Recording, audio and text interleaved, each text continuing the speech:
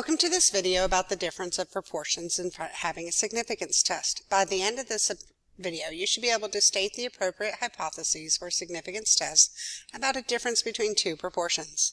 You should also be able to determine whether or not the conditions are met for performing a test about difference between two proportions. So today we watched a quick video on Mythbusters on is yawning contagious.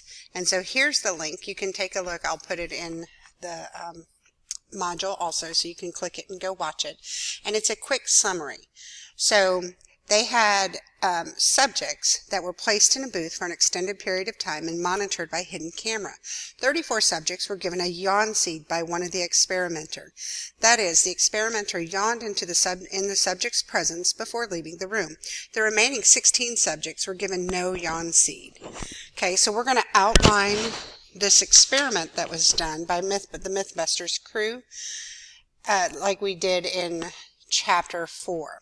So they had 50 subjects, and there was a random assignment that took place.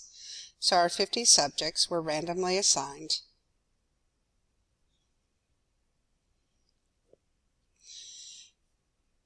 Into two groups. So you had group 1, which had a yawn seed, and you had group 2, which had no yawn seed. Okay, so they had 34 go into the yawn seed group and 16 go into the non-yawn seed group. And at the end, they compared the proportion of yawners.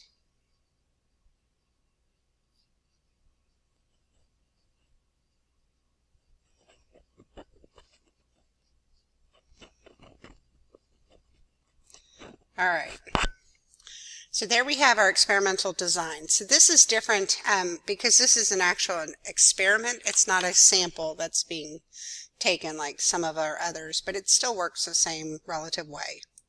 All right, so I've summarized the results in this table for you. And so we're going to call our P1 the true proportion of yes yawn seed people who yawned. So there were 34 yes yawn seed people.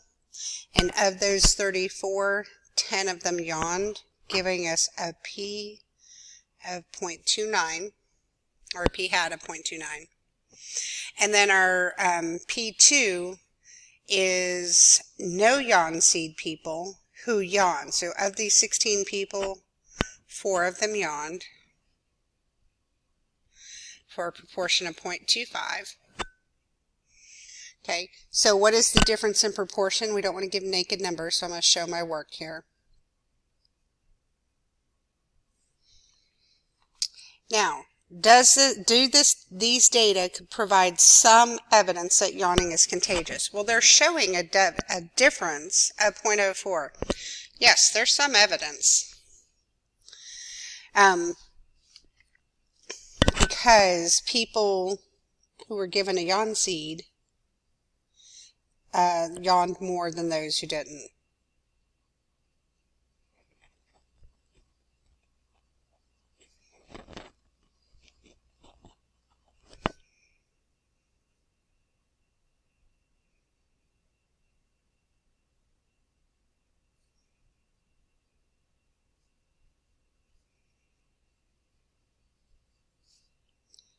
And then how we know that, because 0.29 is greater than 0.25, just to give a little evidence for my reader.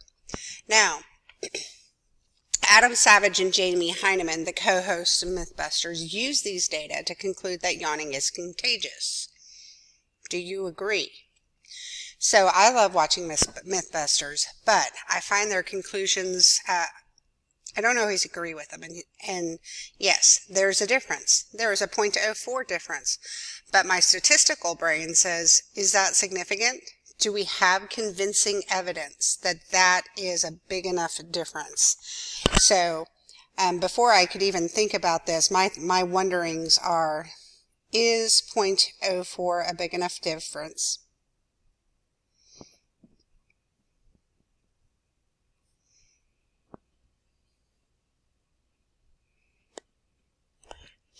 And could this have just happened purely by chance?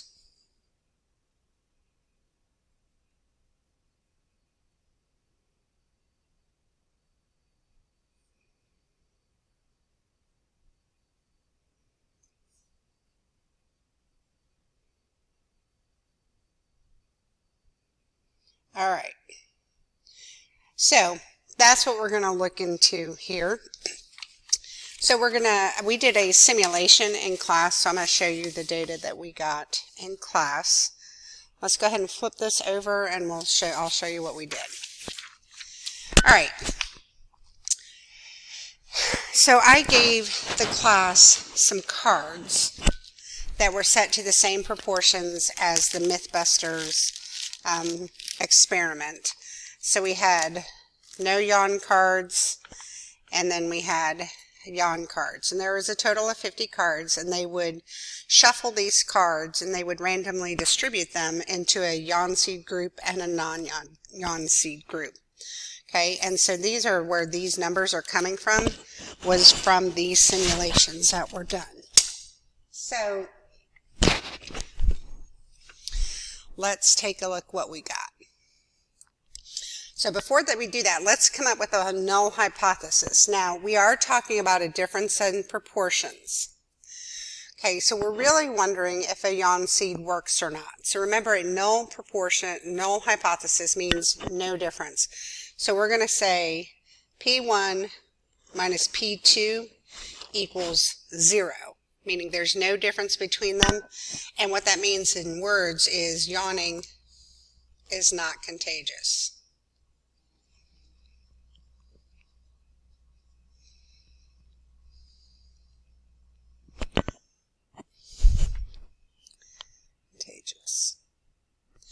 All right. Now, when we distributed the cards the first time in the yawn seed group, I had 11 out of the 34 yawn for a proportion of 0.32. In my no yawn seed group, from the same, when I handed out the cards, distributed the cards, I got 3 out of 16 who yawned in the no yawn seed group for 0.19, and my difference in proportion is 0.13. Okay, in my second group, 8 out of the 34 yawned in the yawn seed for a 0.24. And in my no yawn seed group, I got 6 out of the 16 for 0.38. And we find the difference. And then for my third group, I got 10 out of the 34 yawned for 0.29. And 4 out of the 16 yawned for the no yawn seed group for 0.25, which was exactly the same as what they got in the Mythbusters experiment. Okay, so I'm going to make a dot plot that I want you to, of the differences. So now think about this. Each of these dots is going to be the difference in a sample of 50 of yawners in the yawn seed group and the no yawn seed group.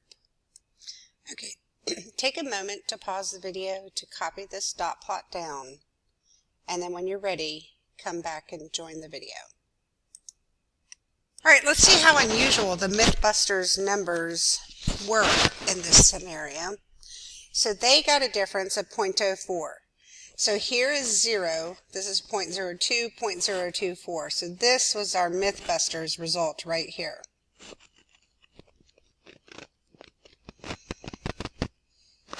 And we want to know how likely is it to be as extreme or further than Mythbusters. So we have a total of 50 samples here.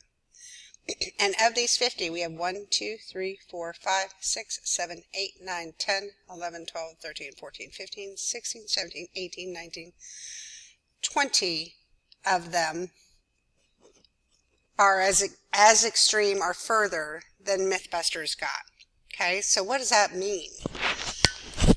So our p hat was 20 out of 50,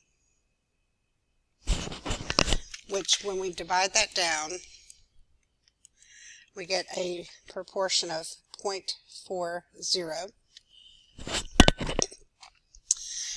So let's look at this if we were concluding on a significance test. So let's do the first part here. So assuming your null is true. So assuming that our null is true, meaning the yawning is not contagious, there's a 0.4 probability of getting a p hat 1 minus p hat 2 of 0.04, which was the Mythbusters result, or greater purely by chance. Okay, so what does that mean? Is that terribly unusual? It really isn't, because the 0.44 is greater than our alpha 0.05. Now it didn't tell us an alpha, so remember if they're not going to tell you in the problem what to use, you're going to use 0.05. Because our p-value is bigger, we have no convincing evidence that yawning is contagious. So if we do not have evidence for the alternative, that means we're going to keep our null. So our decision is to fail to reject the null. Okay. If we did have convincing evidence for the alternative, then we don't want to keep the null, so we would have rejected it. But this was a pretty common result. So that's the problem sometimes with Mythbusters. Yes, there was a difference. So they said that proves this case. But the difference is just in regular variability and not an unusual difference. Okay, so let's flip this over and summarize our learning goals. All right, the first one we want to summarize is the hypotheses. So when you're talking about a difference of proportions, your null can be written two ways. And which way you write it depends on you, which one makes more sense. So we can either have that the proportion of the first one minus the proportion of the second one equals 0. Okay, meaning there's no difference between them because they're the same. So we could also write it like this. These say the exact same thing. Think of it as you use algebra to move the P2 to the other side of the equals, and this is what you're going to get. If P1 minus P2 equals 0, that's because they're the same number. Okay, so that's your null. Your alternatives are, you can write the parameter of the first minus the parameter of the second can be less than 0. If that's the case, think of moving the P2 to the other side. That means your P1 is less than your P2. You could also have P1 minus P2 is greater than 0.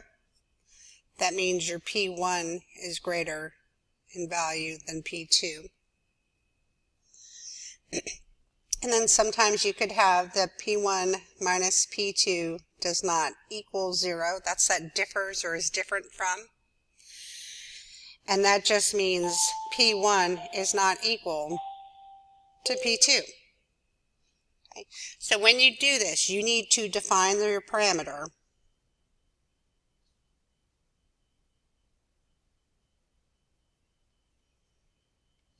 Of P1 minus P2. What does it mean?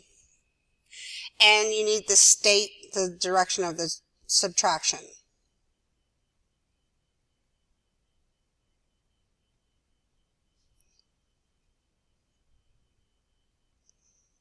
If the problem doesn't tell you to do this in a particular order, you need to be sure you're telling. But even when you're defining your parameter, this kind of all goes together. And so when you check your understanding below, be sure to check the key so you can kind of see how all of the information was included, where I define the parameter as well as stating the direction of the subtraction. Okay, the other thing we want to talk about is conditions. Okay, so our conditions. Random when we're having these difference of proportions, sometimes they're talking about an experiment. So you can have a random sample, which is what we've been doing, so you can generalize to a population. Or you can have a random assignment like we did in this case, where they were randomly assigned to a group to show causation. It's one or the other. Because a lot of times if you're having an experiment, you don't necessarily have a random sample of people. The other condition is your 10%. So you're only going to check this when you're sampling without replacement. In other words, if you're doing an experiment with random assignment, you don't need to check the 10% condition. But if you are checking it, be sure you check it for both groups. And finally is your large counts. You have to check it for all 4 groups and make sure if they all pass to state that it's approximately normal. All right, so this check your understanding is a little different than some of the ones that we've done. Try your best, then go check to see how you did and make corrections as necessary. As always, let me know if you have any questions. I'll see you in class.